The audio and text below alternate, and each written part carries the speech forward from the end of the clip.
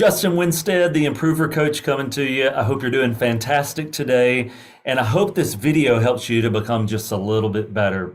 Hey, I want to talk to you about a very common phrase and quote that is put out by leadership and life coaches. It's shared on social media in the form of memes and just quotable graphics. And there's a lot of truth into it. But I think there's also something that can be a little misleading on it that's not quite there. And I want to try to bring some balance to this conversation and to the sentiment into this. So let's jump right in. What is the quote? What am I referring to on that? And here's the topic. The topic is comparison. Comparison, meaning you look at your situation, your home, your car, how many sales you have, how big your business is, how many employees you have, how many people you lead, how nice your things are, how many followers or likes you have. You look at all this and then you juxtapose that against someone else. You're comparing yourself to someone else. And so comparison is the topic. And here's the quote. And there's a couple of iterations of this. I'll kind of share some of the ideas. One of them, the one I most commonly see and hear, and I'll tell you that the first few times I heard this,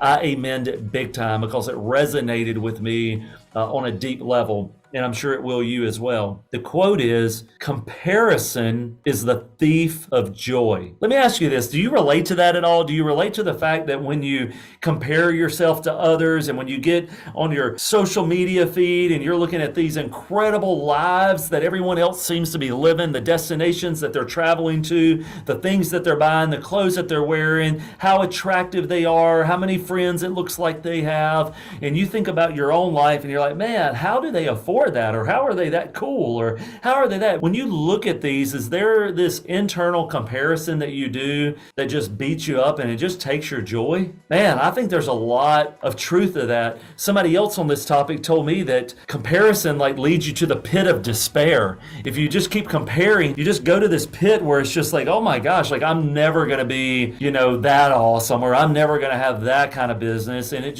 leads to just despair and negativity, a lot of depression, I think, is brought on by looking at all the things you don't have and all the gaps, and you just feel like that you're deficient and you're found lacking compared to your peers and those around you. I think especially this is true with younger generations, but in some ways this is a human condition that we all have, that we compare ourselves. I know that I've said it in our home, that part of our human nature, we've got this disease, and this disease has a symptom that's a gag disorder. And what is the gag disorder? Gag is grass is always greener. Grass always greener. And it's because no matter where we are, the grass is always greener on the other side, or so we think.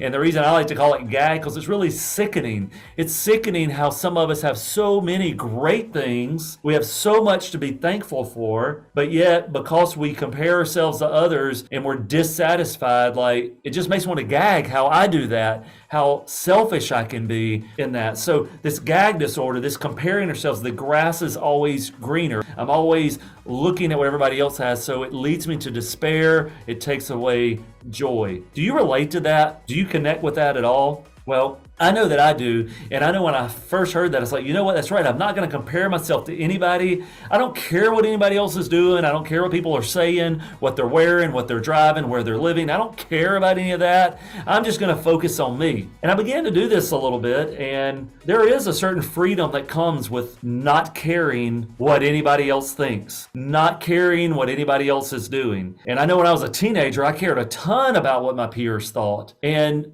that led me to not be authentic to who I was, and I was constantly changing and adapting to the situation around me. I was like a chameleon. I just wanted to blend into my surroundings, so I would change my colors based on who I was with. And I had this realization that, man, that's not me, and I don't care what they think. I'm just going to be myself. Well, here's the problem with this idea of no comparison at all, and I'm just going to be myself, is that sometimes you can get very complacent. You can get very ignorant too, because you're not taking feedback from others. You aren't really, it's not just about contentment, because it's a good thing to be content and not compare yourself, but it's a bad thing to become so content that you are complacent, that you're not willing to grow, you're not willing to be uncomfortable. Because at the end of the day, why do I need to get uncomfortable? I don't care what they think, I don't care what they view on me. And if you start disregarding the thoughts of others, over time you can begin disregarding the feelings of others, which means you really disregard the values of others and you devalue them. And what happens is you begin to isolate yourself. There is is a certain amount of sensitivity to what's going on around you that's actually healthy. And that's where I'm going to push back on this comparison topic, that there's a certain amount of, you don't need to let your life be guided by what other people think, but taking others' thoughts and feedback and opinions into consideration can be helpful to improving who you really are. It can actually help you become a better version of yourself instead of an alternate version of yourself. As it relates to comparison, let me give you this idea here of relating comparison to fire. Now, fire, if you have too much of it, it consumes,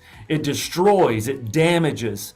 And I think that's when people say comparison is the thief of joy. That's what they mean. They mean too much comparison just takes away all of your goodness and it just damages what is there, and that is bad. But I can also tell you that a certain amount of heat can be great motivation. A certain amount of heat in your life gets you out of your seat and gets you moving, because you realize that, man, I have sunken down into a place of laziness. I've sunken down into a place of absolute complacency, and I'm stuck, I'm plateaued. And if you don't really look at anything else around you, you begin to settle for less. You begin to think that this is all there is and you're fine with it and you're no longer content, you're complacent.